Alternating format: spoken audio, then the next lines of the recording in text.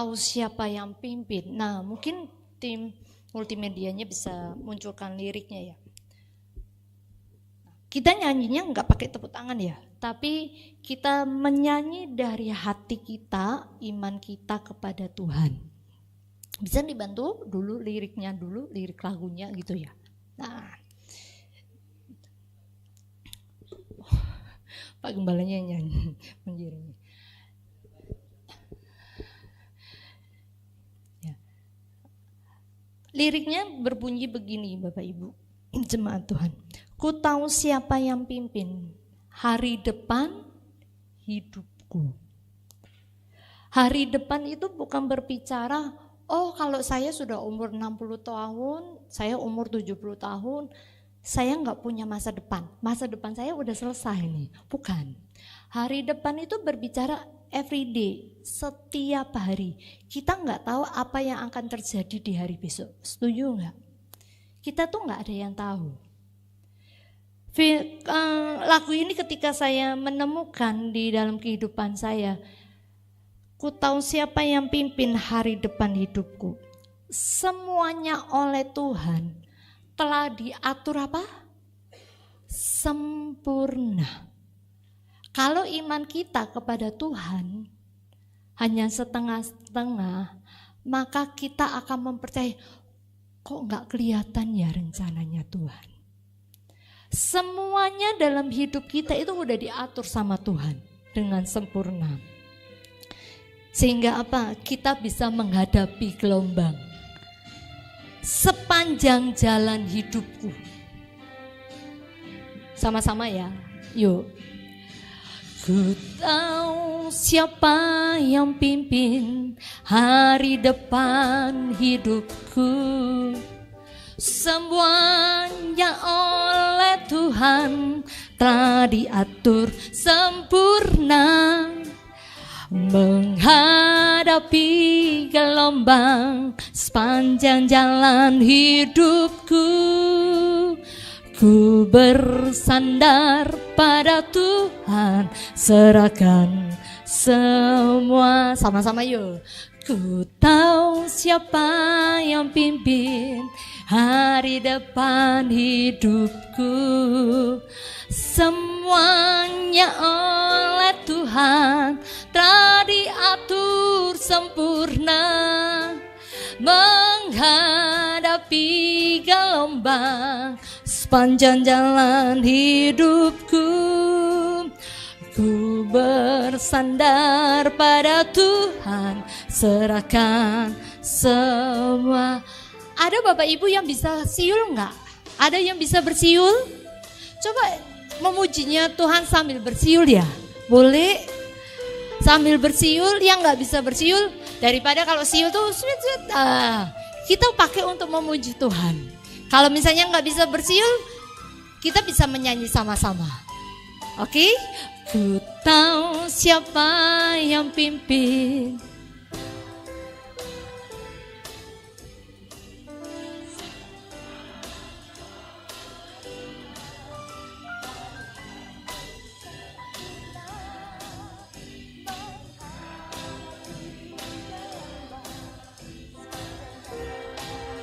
Hidupku, ku bersandar. Jemaat sendiri ya, lebih keras ya, tanpa musik ya, lebih keras yuk sama-sama. Ku tahu siapa hari depan, semuanya oleh Tuhan. Menghadapi gelombang,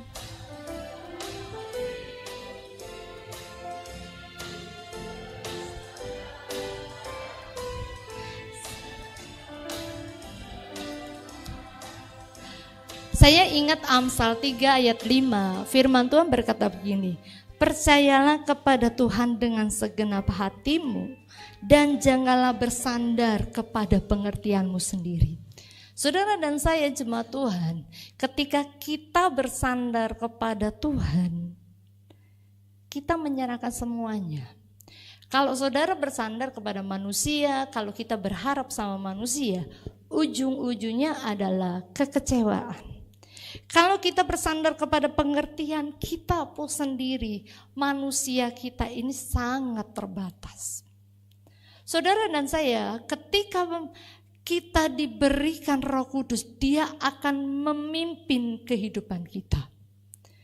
Hari depan kita nggak ada yang tahu. Besok pun kita nggak tahu apakah kita masih hidup. Besok pun kita nggak tahu apakah kita masih bisa makan, menikmati hidup ini. Namun ketika saudara dan saya jemaat Tuhan kita belajar bersandar kepada Tuhan, justru kita melihat bahwa hari depan kita itu sudah diatur sama Tuhan dengan sempurna. Amin. Bagaimana dengan sempurna Tuhan kita mengaturnya? Itu langkah demi langkah kehidupan kita ketika kita bersandar kepada Tuhan.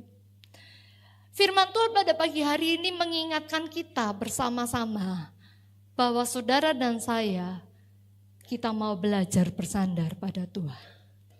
Karena Roh Kudus diberikan kepadamu, kepada diri kita masing-masing, untuk menjadi penolong dalam kehidupan kita. Kalau kita tahu Roh Kudus diberikan kepada orang percaya, ada dua hal yang kita bedakan terlebih dahulu. Ada pengikut, ada murid. Kita tahu kalau orang pengikut dikatakan dia pengikut, bisa saja belum tentu dia muridnya Yesus. Seorang pengikut bisa kita lihat di dalam kehidupan sehari-hari. Sangat berbeda seorang pengikut dengan seorang murid. Di mana perbedaannya itu tampak sekali bagaimana ketika Yesus mengajarkan banyak hal kepada murid-muridnya.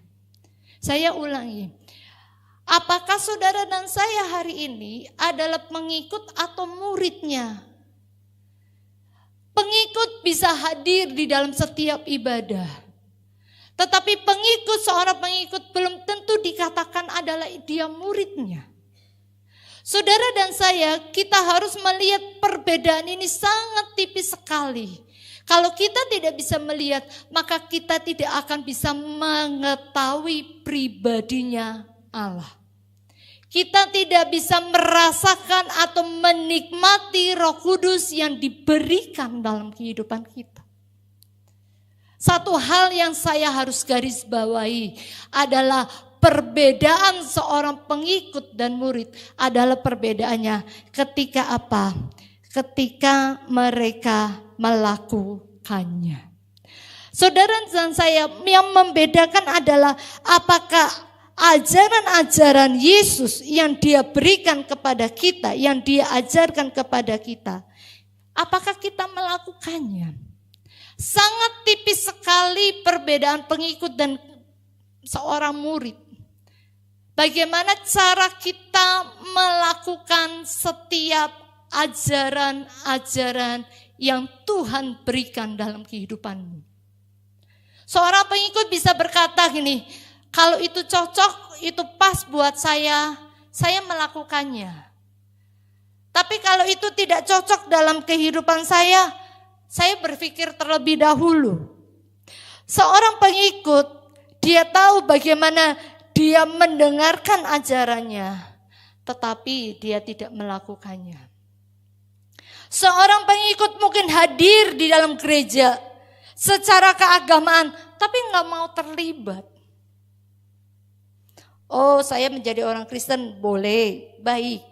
Tetapi dikatakan apakah Anda seorang murid ketika kita mempraktekkan, kita melakukan ajaran-ajaran Yesus setiap hari. Makanya ketika seorang murid, dia memiliki yang namanya sebuah komitmen.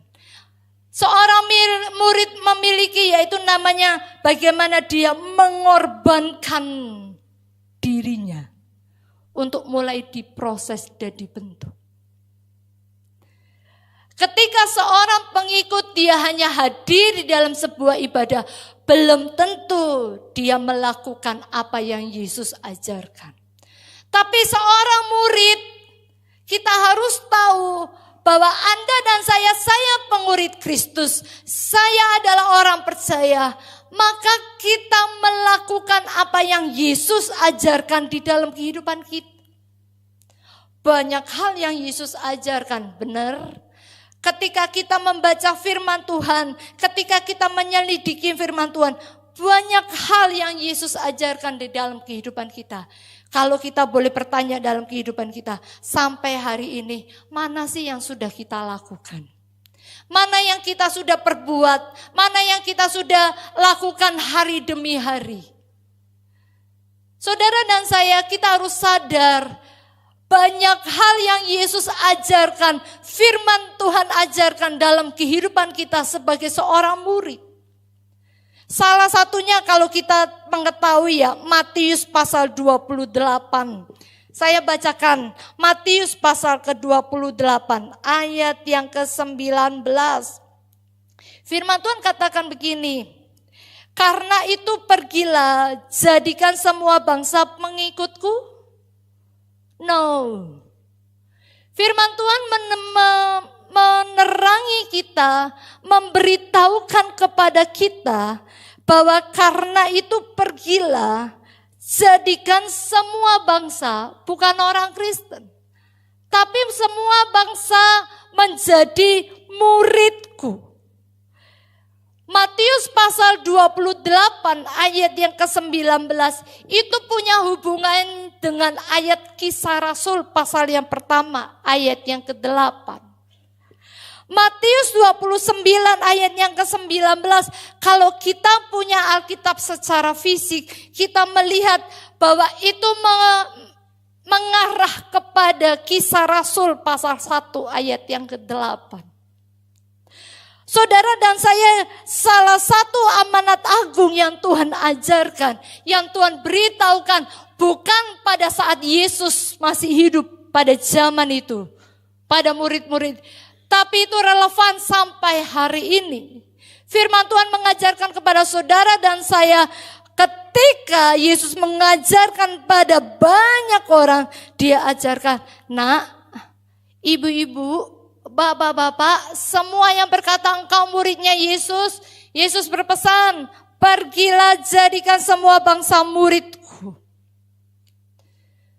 Semua bangsa menjadi murid-muridnya. Kisah Rasul pasal yang pertama ayat yang ke-8, itu firman Tuhan katakan begini, tetapi kamu akan menerima kuasa kalau Roh Kudus turun ke atas kamu. Dan kamu akan menjadi saksiku di Yerusalem dan di seluruh Yehuda dan Samaria dan sampai ke ujung bumi. Firman Tuhan Kisah Rasul pasal 1 ayat ke-8 dikatakan begini, kalau kamu mau pergi beritakan Injil, jadikan semua bangsa itu muridmu, orang-orang yang ada di sekitarmu, jadikan itu semua murid-muridmu. Kita nggak bisa pergi sendiri. Kita nggak bisa pergi dengan kekuatan kita sendiri. Makanya Yesus berfirman, firman berkata kepada kita, kamu akan menerima kuasa kalau Roh Kudus turun ke atasmu. Untuk kita menjadi saksiku. Pernah kita bayangkan, orang kalau menjadi saksi di pengadilan, dia harus berkata apa? Hal yang benar. Seorang saksi ketika dia dipanggil di sebuah pengadilan, dia harus memiliki sumpah. Dia nggak boleh mengatakan hal yang kebohongan. Dia harus melihat benar-benar, aku melihat peristiwa itu. Aku merasakan peristiwa itu. Kalau dia mengucapkan, seorang saksi mengucapkan hal-hal yang bohong, hal-hal yang palsu, maka dia akan dituntut oleh hukum. Pernah jadi saksi di pengadilan. Saya punya rekan, dia WA saya, Ruth doain gue ya, gue mau jadi saksi di pengadilan. Itu dia seorang psikolog, itu badan aja udah gemeter. Loh, dalam hati saya, dia udah profesionalitas itu. Enggak mudah untuk menjadi seorang saksi. Dia harus mengatakan sesuatu hal yang benar. Saudara dan saya, kita harus sadar ketika engkau menjadi saksi, engkau harus mengatakan sesuatu hal yang engkau pernah alami dengan Tuhan. Kalau engkau gak pernah ngalami sama Tuhan, apa yang kita mau saksikan? Benar? Kalau kita gak pernah ngalami diri kita sama Tuhan, kita gak pernah merasakan hadirannya Tuhan, kita gak pernah ngalami proses perubahan kita, saya yakin saudara akan sulit untuk berbicara, untuk bersaksi kepada orang lain. Makanya akhir zaman ini mengatakan gini, banyak orang gak mau Injil. Karena apa? Gua takut salah, gak peduli. Nanti yang sekolah-sekolah teologi aja gue gak pinter sama bahasa-bahasa teologi. No, enggak itu Bapak Ibu. Kalau kita melihat murid-muridnya Yesus, itu gak punya latar belakang pendidikannya begitu tinggi atau begitu bagus. Tapi mereka mengalami pribadinya. Kalau kita gak pernah mengalaminya, ayo kita beritakan Injil. Kita ini merasa, susah. Jangan-jangan. Makanya ketakutan paling terbesar dalam hidup kita adalah ketika kita tidak mau memberitakan Injil. Memberitakan Injil itu sesuatu hal yang harus kita alami terlebih dahulu. Yesus berpesan kepada murid-muridnya, kamu akan menerima kuasa itu Roh Kudus yang akan diberikan kepada kamu. Kamu akan menjadi saksiku untuk kita bisa beritakan kepada banyak orang. Melalui apa? Buah roh kita, perkataan kita, tutur kata kita, perilaku kita, perbuatan kita. Saudara dan saya, kalau kita melihat pada konteks ayat ini, Kisah Rasul 1 ayat 8, itu mempunyai makna yang begitu besar bahwa kuasa itu menjadi sesuatu hal yang dahsyat. Dia bisa mengubah kehidupanmu. Dia bisa mengubah kehidupanmu yang terpuruk kayak apapun juga ketika kita dipimpin untuk menjadi saksinya.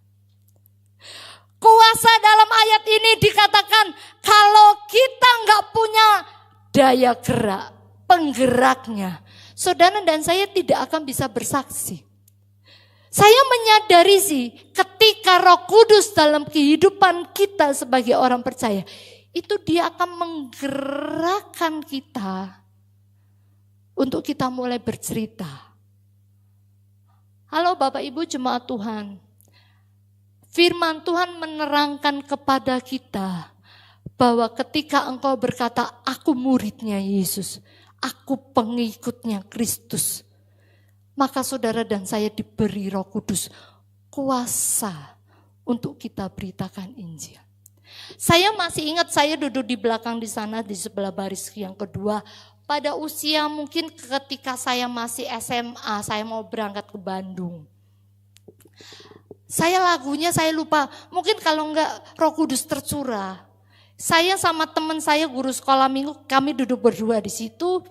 Ketika worship leadernya nyanyi, kami menangis berdua. Saya merasakan bagaimana Roh Kudus itu menjamah kami para guru-guru sekolah minggu. Ketika itu saya masih ingat pulang itu worship leadernya sudah selesai, doa berkatnya sudah selesai gitu. Air mata itu nggak bisa berhenti. Kita sharing berdua, kita mengerjakan apa yang Tuhan taruh dalam kehidupan kita. Saya masih ingat sampai hari ini saya bisa merasakan ketika Roh Kudus itu masuk dalam kehidupan saya.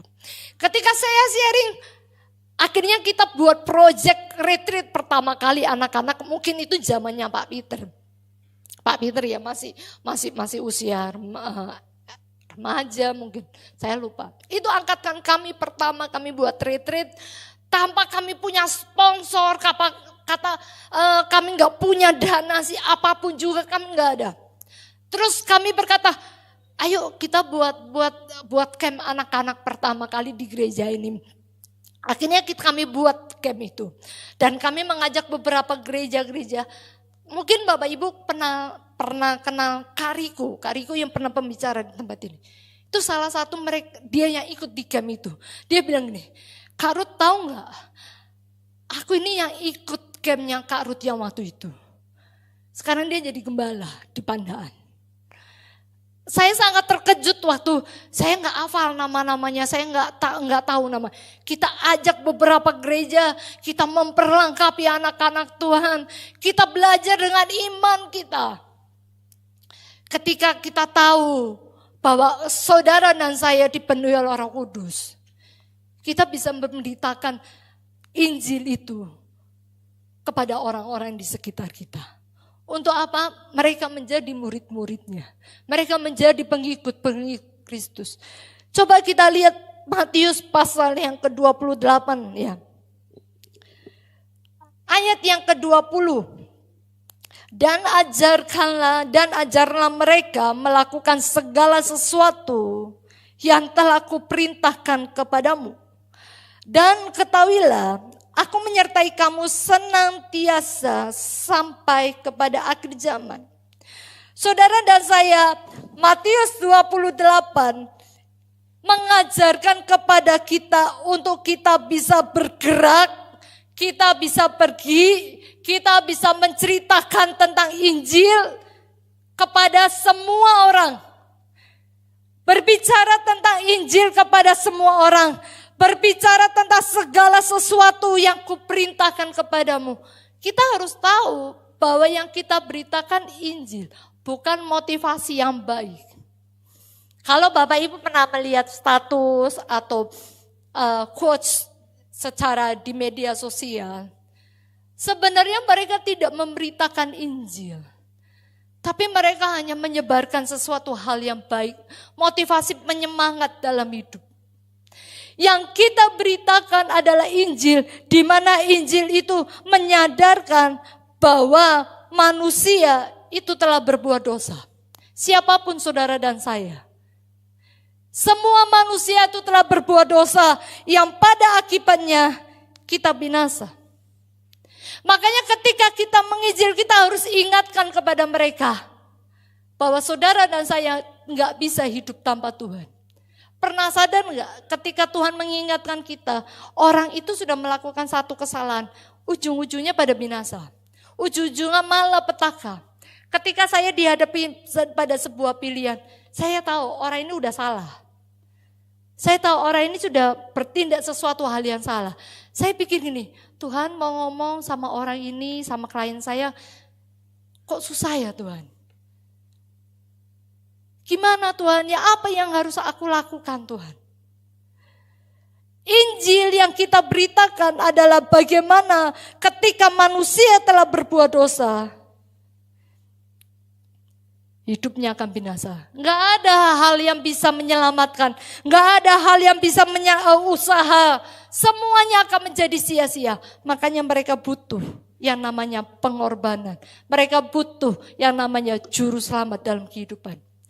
Kalau hubungan kita sama Tuhan, secara pribadi kita nggak bisa merasakannya, kita nggak bisa ngalami. Percayalah saudara dan saya akan sangat susah untuk bercerita bagaimana hidup mereka sebenarnya akan binasa. Bagaimana kita bisa menyadarkan dosa mereka, bagaimana kita bisa mengingatkan mereka.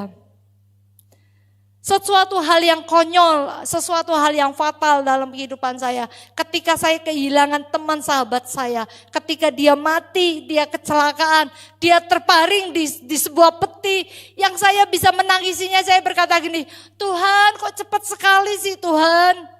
Aku belum bisa ceritakan hal itu.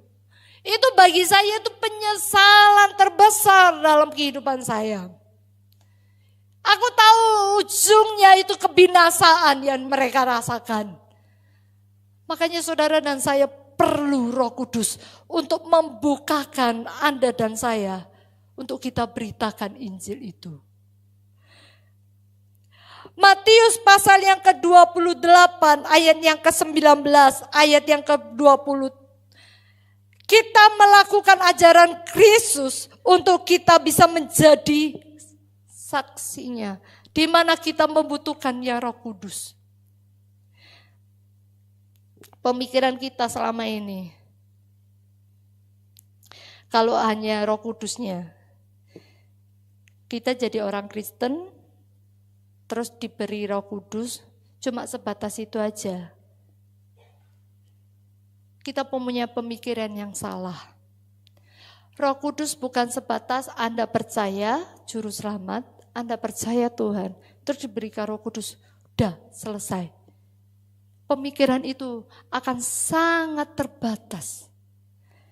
Kalau kita berpikir juga Roh Kudus itu diberikan ketika kita susah, menghibur, menolong kita ketika kita susah. Ya, kita tahu akan hal itu. Tapi tidak sebatas itu. Jemaat Tuhan, kita harus sadar, Roh Kudus itu bukan sebatas aku kasih kamu penolong. Kalau kamu susah, kalau kamu sedih, aku kasih kamu penolong Roh Kudus. Kalau hanya sebatas itu, saudara dan saya punya pemikiran yang salah. Mari kita buka di dalam Yohanes 14 ayat yang ke-15. Yohanes 14 ayat 15 sampai ayat yang ke-18. Saya bacakan terlebih dahulu satu demi satu. Jikalau kamu mengasihi aku, kamu akan menuruti segala perintahku. Aku akan minta kepada Bapa dan ia akan memberikan kepadamu seorang penolong yang lain, supaya ia menyertai kamu selama-lamanya. Coba perhatikan gini. Aku akan minta kepada Bapa, ia akan memberikan kepadamu seorang penolong. Kita harus tahu loh Bapak Ibu. Seorang penolong diberikan dalam hidupmu, itu ada sebuah kunci. Punya dasar di ayat yang ke-15. Pada konteks Yohanes pasal yang ke-14 dikatakan begini. Jikalau kamu mengasihi aku. Anda mengasihi Tuhan? Oh ya, saya mengasihi Tuhan. Bagaimana seorang tanda itu mengasihi Tuhan? Pasangan Anda berkata gini, aku mengasihimu, tapi nggak ada indikatornya. Yohanes 14 ayat yang ke-15, firman Tuhan berkata, kalau kamu mengasihi aku, maka kamu harus, berarti selama ini Anda dan saya nuruti perintahnya siapa? Kalau kita menuruti perintah dunia ini, hanya untuk menyenangkan hati manusia, untuk menyenangkan pasangan kita supaya nggak marah, pertanyaan besar, apakah engkau dan saya mengasihi Tuhan? Jangan berpikir gini, kita jadi orang Kristen dikasih Roh Kudus. Yohanes menceritakan, menuliskan kepada kita, kalau kamu mengasihi aku,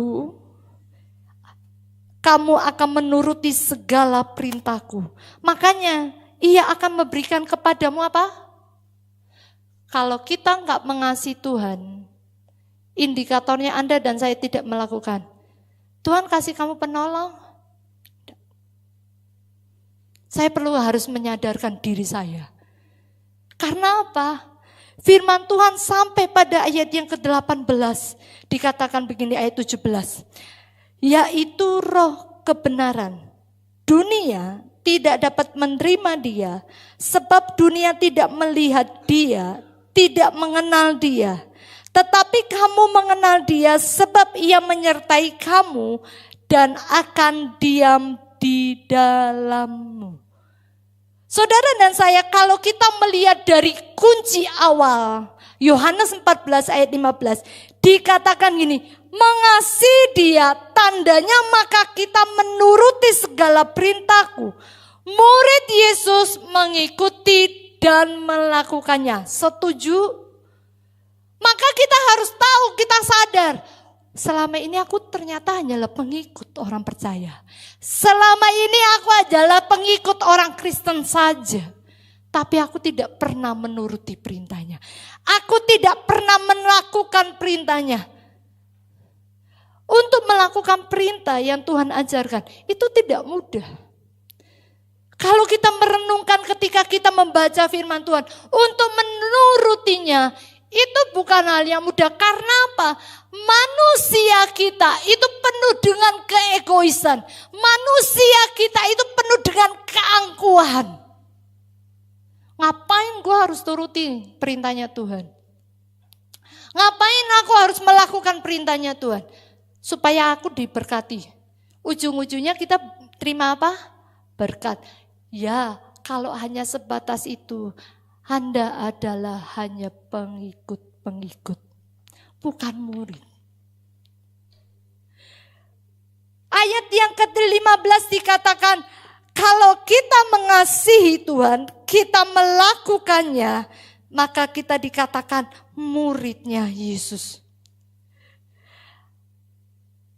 Ketika kita tahu bahwa ayat yang ke-15, nah dikatakan nih, jikalau kamu mengasihi aku.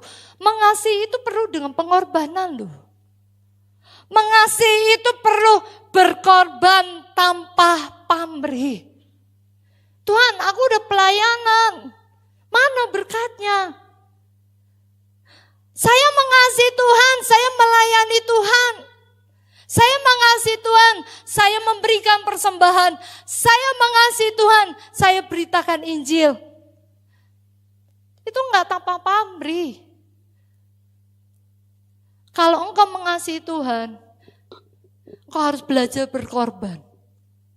Saya pernah ikut pelatihan leadership ya waktu itu. Kami diajarin gini. Jangan pernah berpikir kamu ketika gereja tidak menghargai pelayananmu. Karena apa? Itu bentuk pengorbanan kita mengasihi Tuhan. Ketika orang ini enggak menghargai pelayanan saya. Orang ini enggak menghargai diri saya. Kita enggak perlu bentuk pengakuan akan hal itu. Karena apa yang kita lakukan, kita berkata aku mengasihi Tuhan. Maka aku belajar berkorban tanpa aku harus diakui Tuhan keberadaanku. Tanpa orang harus menghargai apa yang aku kerjakan. Apa yang aku lakukan di mimbar atau di bawah. Karena kasih itu mengajarkan kepada kita berkorban tanpa pamrih. Kata mengasihi Tuhan itu punya satu berkesinambungan, yaitu apa? Sikap mengasihi dan taat melakukan perintah.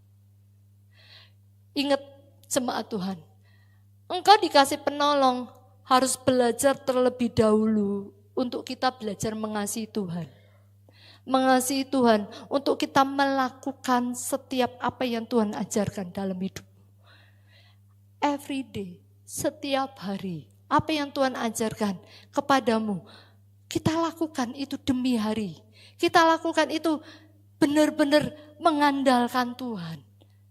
Sehingga Yesus tahu, ketika kita melakukannya kita tidak mampu, makanya dikasih penolong. Ayat 17 dikatakan gini,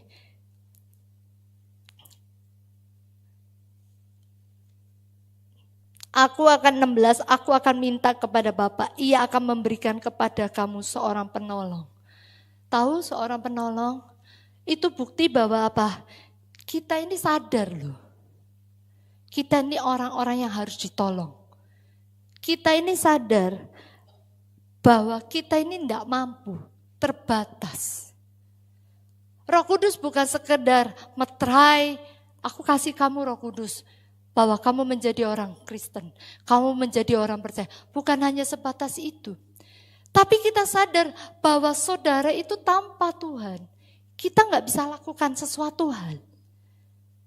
Ketika seorang itu penolong datang ke kehidupan kita, karena tahu, Tuhan tahu, kamu nggak bisa melakukannya tanpa aku, Ruth. Kamu nggak akan bisa memberitakan Injil tanpa aku. Kamu gak akan bisa menjadi saksi Kristus kalau kamu gak ngalami pribadinya terlebih dahulu. Orang-orang yang gak perlu ditolong, merasa dirinya mampu. Mau nolong? Misal nih, saya Andika, jatuh. Nggak usah bantu saya. Menurut Anda, orang seperti itu apa? Sombong, bener?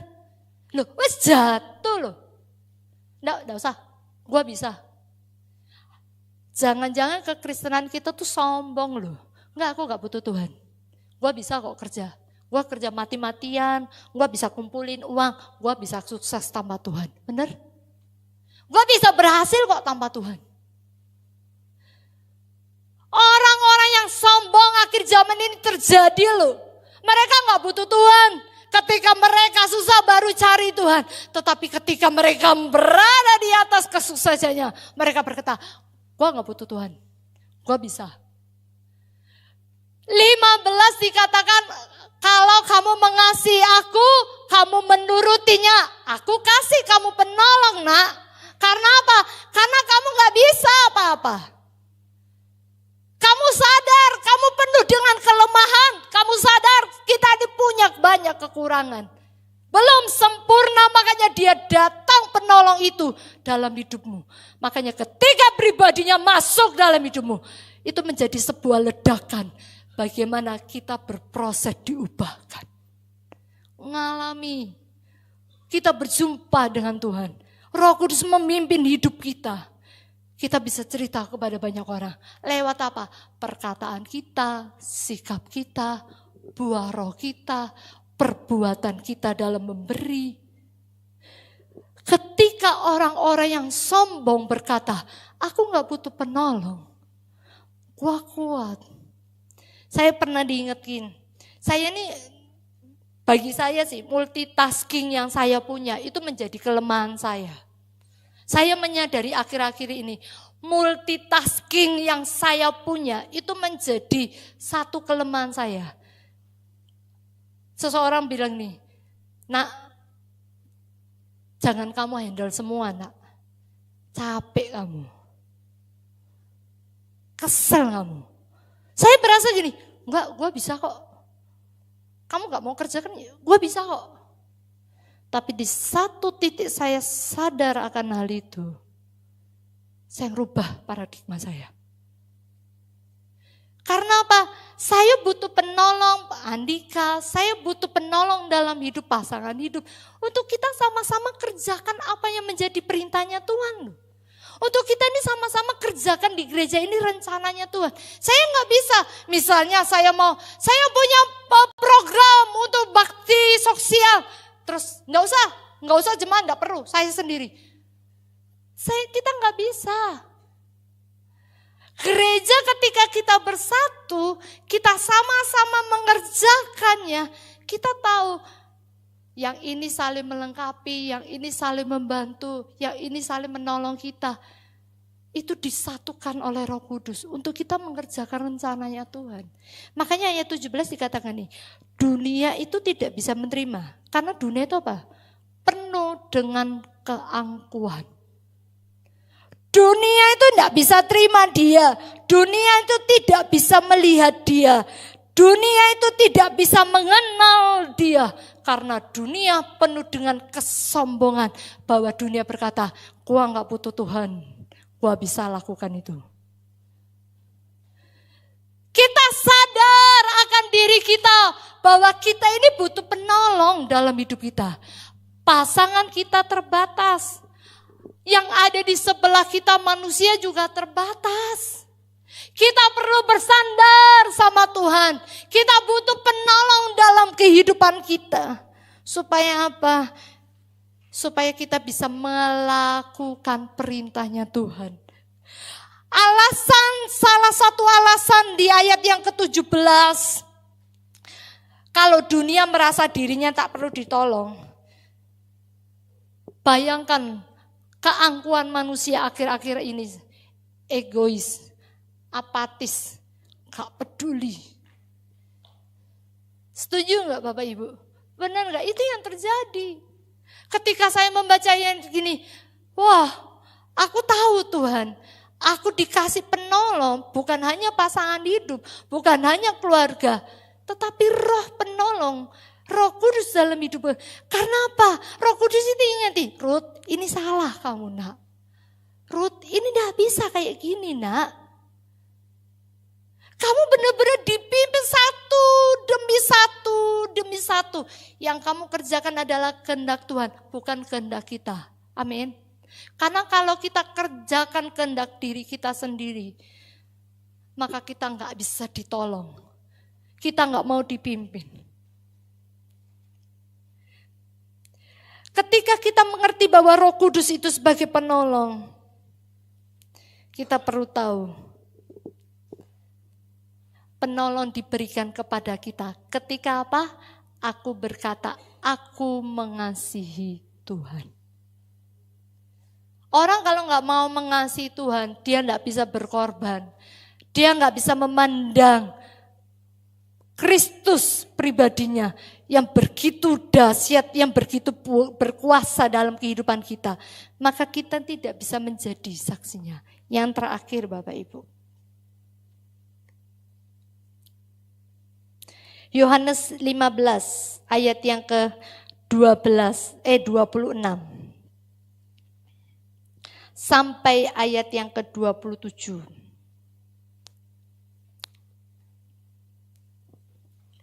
Demikian firman Tuhan, jikalau penghibur yang akan kuutus dari Bapa datang, yaitu Roh kebenaran yang keluar dari Bapa, ia akan bersaksi tentang aku. Stop dulu, ia akan bersaksi tentang siapa? Ayo, besok coba buat status ya. Statusnya jangan motivasi. Beritakan Injil. Beritakan Injil. Pernah enggak ketika kita beritakan Injil lewat yang sangat sederhana, orang itu gini, terima kasih ya. Karena kata-katamu aku bisa kenal Tuhan. Wah, terima kasih ya buat kebaikanmu. Aku melihat Kristus ada dalam hidupmu. Itu beritakan Injil. Kadang-kadang gini ya, manusia itu terbatas sama angka. Kita tuh punya value, punya nilai. Satu orang bawa 1 jiwa. Terus gitu nih, Tuhan udah bawa 1 jiwa loh, sudah selesai loh tugasku.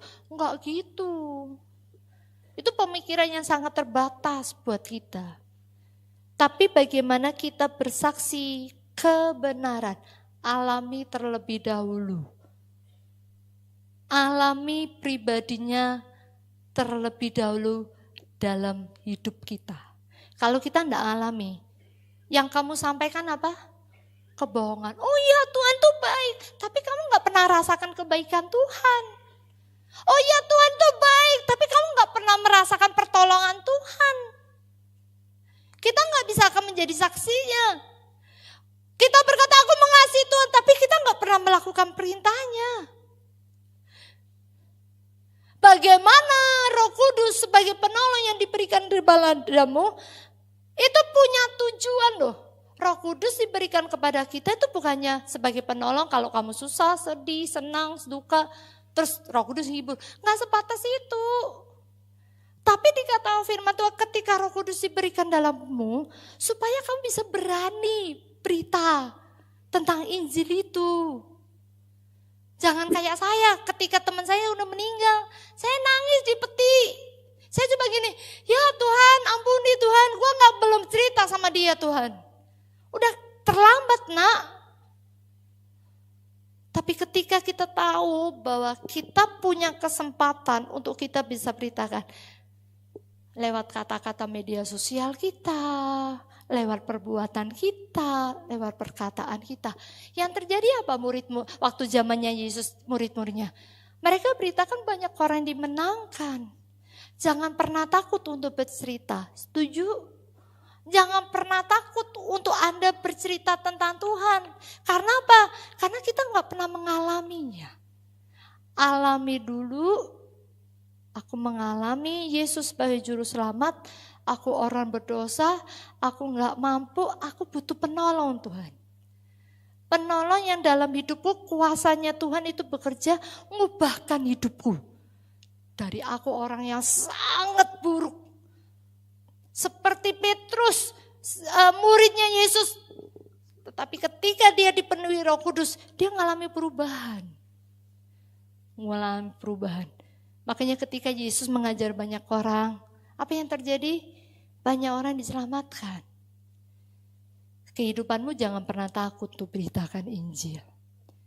Bukan tentang aku gak bisa teologi, yang kita gak harus sekolah teologi ya, enggak. Tapi menangkan jiwa, itu menjadi perintah amanat yang Tuhan ajarkan kepada kita.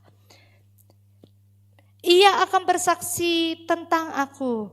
Tetapi kamu juga harus bersaksi, karena kamu dari semula bersama-sama dengan aku. Katakan kanan sama kiri kita, kamu harus bersaksi. Kamu harus bersaksi di kantor, di keluargamu, di tetanggamu. Jadi Roh Kudus itu bukan hanya sebatas penghibur loh. Kalau kamu susah dihibur, gak sebatas itu. Tapi Roh Kudus itu penolong. Seperti kuasa itu begitu besar untuk kita beritakan. Murid-muridnya pada waktu itu, mereka mengalami ketakutannya besar. Kalau mereka memberitakan Injil, mereka dibunuh. Tapi karena penolong Roh Kudus diberikan, mereka berkorban dirinya. Untuk apa? Untuk memberitakan Injil. Amin. Mari kita tutup Alkitab kita. Yuk saya undang memain musik bersama-sama. Kita minta sama Tuhan. Dalam kehidupan kita.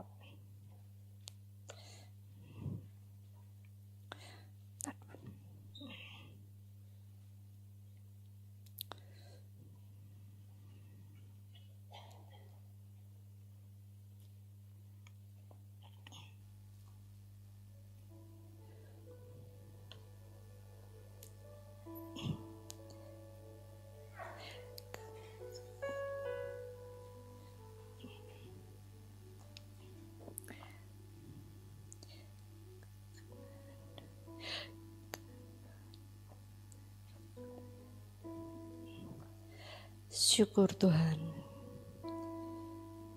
Roh Kudus yang ada dalam kehidupan kami memampukan kami berkata, Tuhan, aku ini tidak sanggup loh. Kadang aku menjadi murid-Mu, tapi banyak hal aku tidak pernah melakukannya.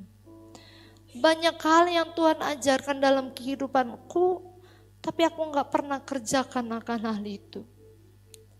Seringkali aku mengerjakan apa yang menjadi kehendakku sendiri.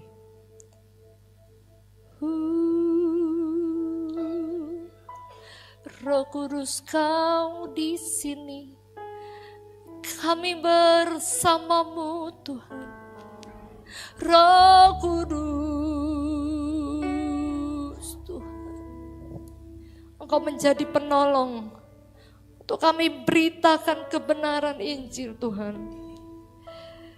Yesus, panggil namanya. Alami pagi hari ini, Dia jamah hidupmu.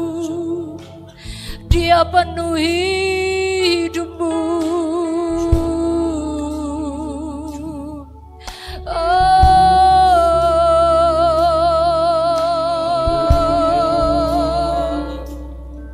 Mari kita sembah.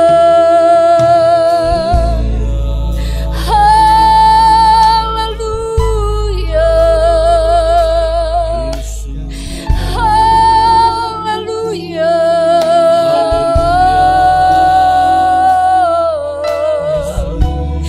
Yesus.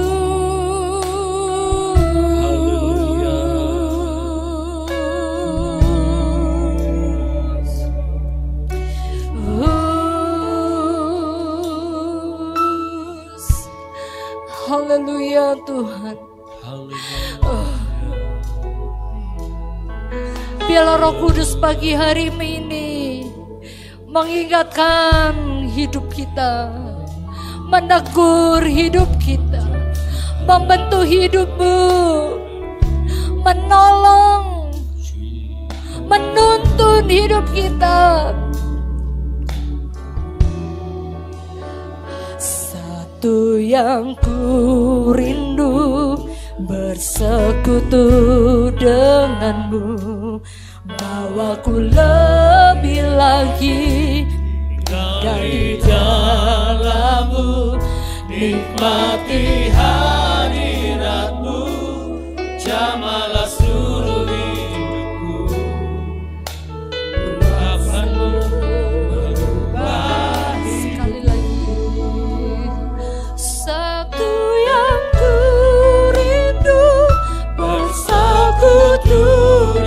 Tuhanmu, bahwa ku lebih lagi tinggal di dalam-Mu, nikmati hadirat-Mu, jamalah seluruh hidupku. Ku rasamu mengubah hidupku. Biarlah setiap pribadi kita pada pagi hari ini, setiap kita berkata, Tuhan tolong aku, ubahkan aku Tuhan. Banyak hal yang terjadi akhir-akhir ini Tuhan. Kelemahanku, kekuranganku, aku serahkan sama Tuhan. Proses aku Tuhan, bentuk aku. Jangan sampai kita menjadi seorang Kristen yang apatis, Kristen yang gak peduli akan hal-hal yang terjadi akhir-akhir ini. Kristen yang hanya datang ibadah, kita pulang dengan hidup yang sama.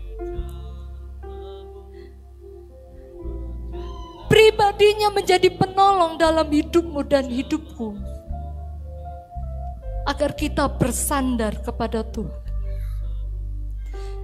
Kita harus sadar bahwa kita ini tidak mampu.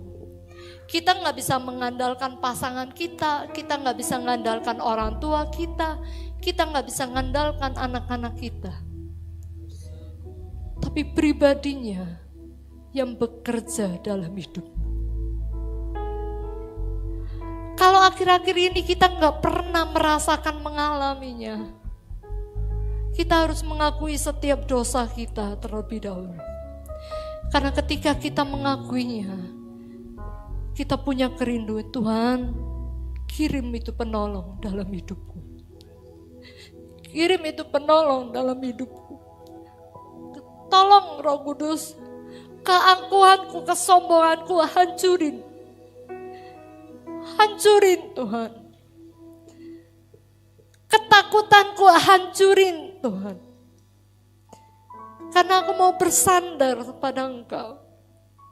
Untuk kami pulang dari tempat ini, kami mau ceritakan tentang siapa Tuhan. Siapa pribadinya. Setiap hari kami mengalami proses itu demi hari. Ketika engkau bersekutu dengan Tuhan, engkau ngalami lu tiap hari. Kalau engkau gak punya waktu, kalau kita gak punya waktu sama Tuhan bersekutu, saya jamin engkau gak akan ngalami apa-apa. Kekristenanmu akan menjadi dangkal, menjadi tumpul. Gak ada sesuatu hal yang kau kerjakan rencananya Tuhan. Waktunya tidak lama lagi dia mau datang. Waktunya tidak lama lagi aku mau datang. Aku mau setiap murid-muridnya melakukan amanat aku. Datang Roh Kudus, Kau ku rindu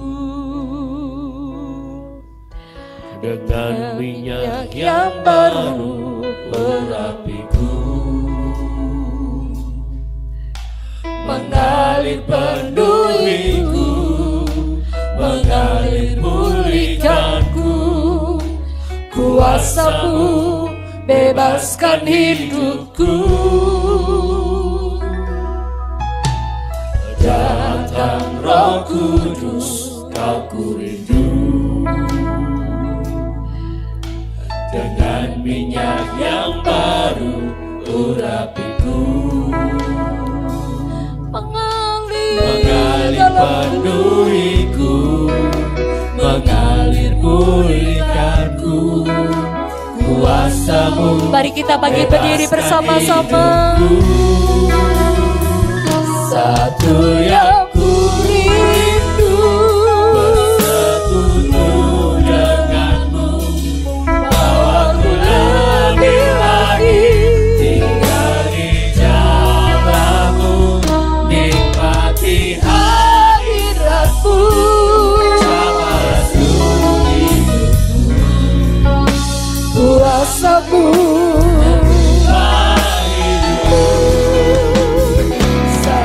Yang ku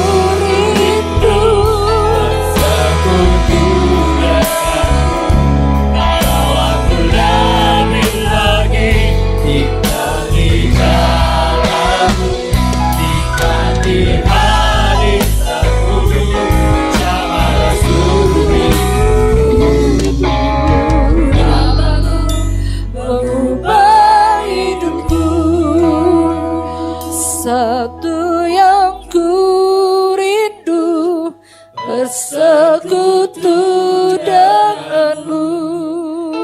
Waktu lebih lagi Tinggal di dalammu, nikmati hadiratmu. jamah seluruh hidupku. Tuhan, Urapanmu mengubah Jemaat sendiri bersama-sama kita katakan, Tuhanku, dengan mengangkat tangan kita di hadapan Tuhan. Aku lebih lagi tinggal di dalammu. Nikmati hadiratmu, Jamahlah seluruh hidupku. kuasamu.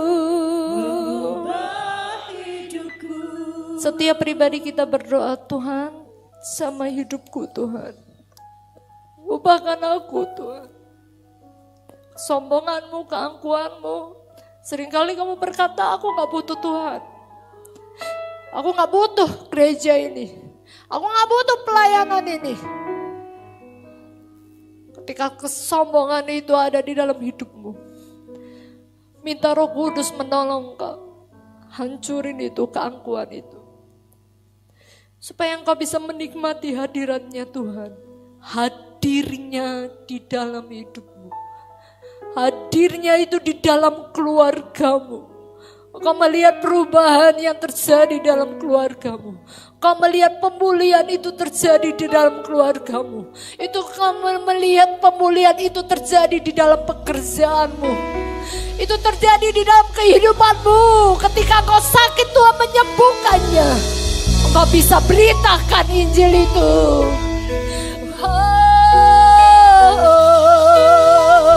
Satu yang ku rindu, Bersekutu kami rindu Aku Tuhan. lebih lagi tinggal di Kami rindu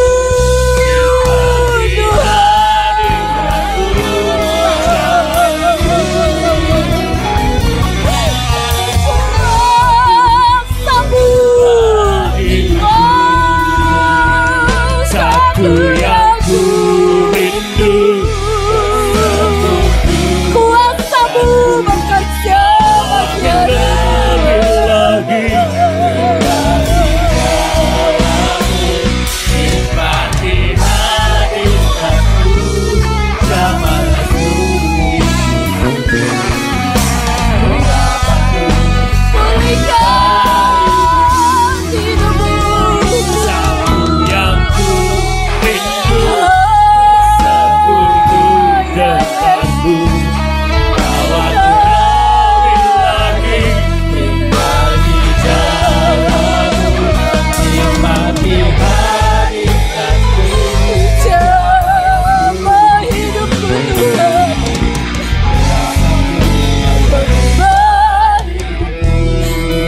Boleh gak Bapak Ibu cuma Tuhan, kalau pagi hari ini kau bawa sakit di dalam hidupmu, kau ngalami sakit, boleh gak dipegang?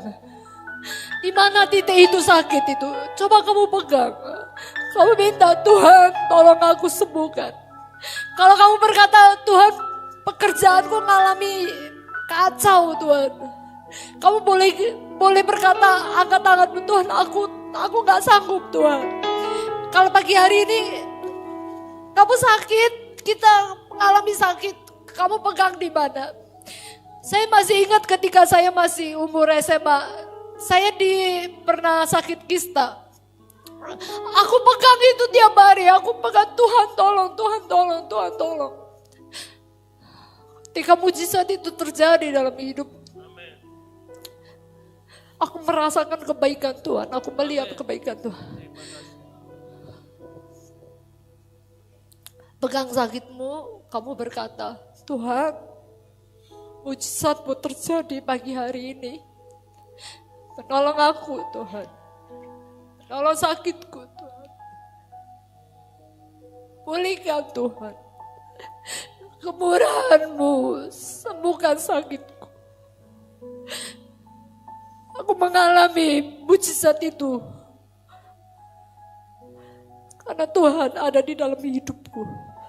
Roh Kudus yang ada dalam hidupku. Aku berdoa buat setiap keluarga. Pemulihan itu terjadi di dalam keluarga. Supaya keluargamu dipulihkan. Kau bisa bercerita kepada banyak orang.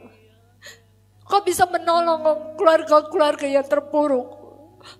Kau bisa menolong mereka. Kau bisa menyelamatkan mereka.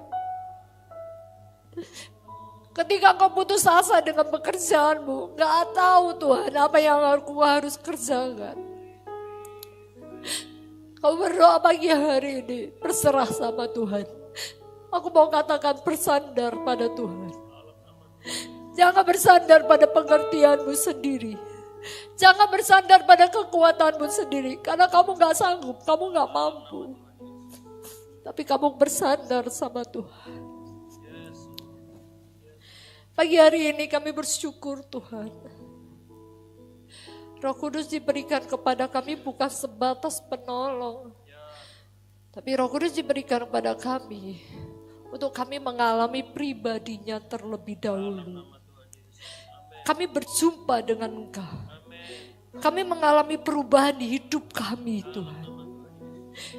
Ketika ledakan itu, kuasa Tuhan itu bekerja dalam hidup kami. Segala sakit penyakit, mujizat itu terjadi. Pekerjaan kami dipulihkan, keluarga kami dipulihkan. Kami melihat kuasa Tuhan bekerja dalam kami. Kami memberitakan Injil. Kami menyampaikan bahwa Yesus adalah Tuhan. Bahwa Yesus adalah Tuhan yang menyelamatkan banyak orang. Terima kasih buat kebenaran firman-Mu pada pagi hari ini. Bila setiap hati kami, telinga kami yang mendengar. Kami menjadi pelaku-pelaku firman-Mu. Kami menjadi melakukan setiap apa yang menjadi kehendak-Mu dalam hidup kami. Di dalam nama Tuhan Yesus yang percaya, sama-sama kita katakan amin.